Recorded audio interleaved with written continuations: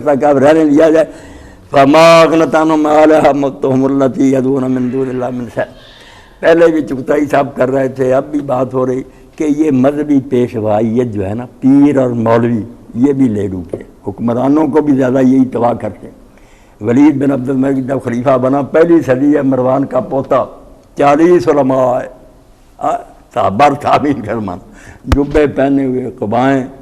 امیر المومنین ہم آپ کو حدیث پاک سنانے آئے کہ اللہ کے رسول اللہ علیہ وسلم نے فرمایا اللہ تعالیٰ جس شخص کو حکومت کے لیے چن لیتا اور اپنی ریت اس کے حوالے کر دیتا، فرشتوں کو حکم دے دیتا کہ اس کا نام ہمارا ٹھپ کر دو، اس کی نیکی بدی کوئی نہیں لکھنی، یہ بخشا بخشا. پہلی صدی یہ بادشاہ پرستی.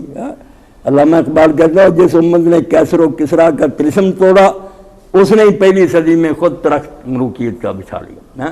اور آج تک لوگوں کو امام حسین رضی کی سمجھ نہ آنے دی، دو ہی پروپیگنڈا کہ یار حکومت کے بھوکے. آپ حکومت چھوڑتے نہیں، بے ایمان نیک اٹھتا تو اس کے بارے میں پروپیگنڈا. یہ تو سیاسی جنگ ہے.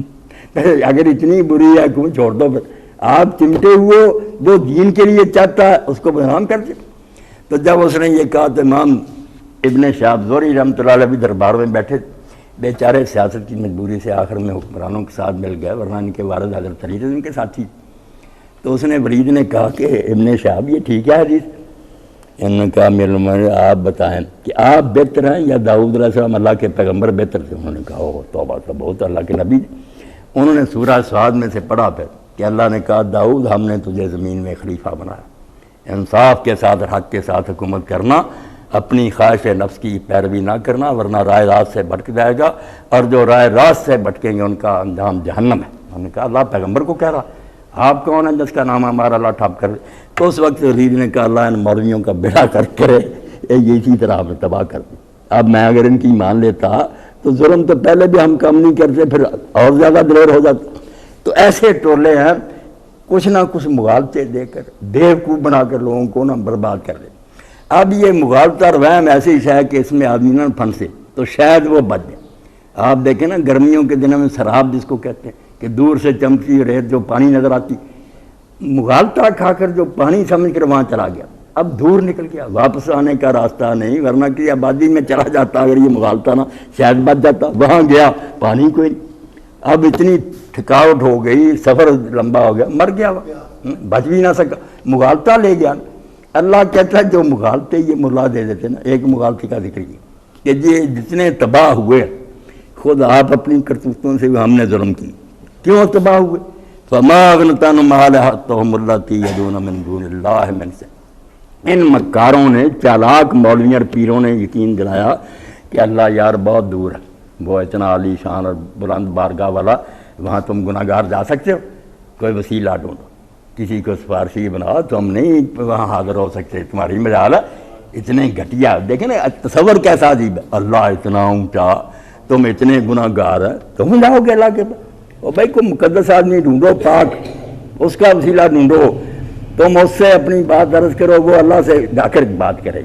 وسیلے، اور وسیلہ کیا ہوتا ہے؟ وہ کسی بزرگ نے نہیں کہا ہوتا، اس کی جگہ پھر خود سنبھال لیتے ہیں، قبر پر خود بیٹھ جاتے ہیں، جو چڑھاوے جاتے کھاتے خود ہیں. نام داتا صاحب کا ہوتا، داتا صاحب وہاں کچھ نہیں کرتے، نہ کھاتے ہیں نہ نذرانہ، مجاور کھا رہے ہیں، شرابیں پی رہے ہیں، فہیم کھا رہے ہیں، اس کے نام پر کاروبار کرتے ہیں.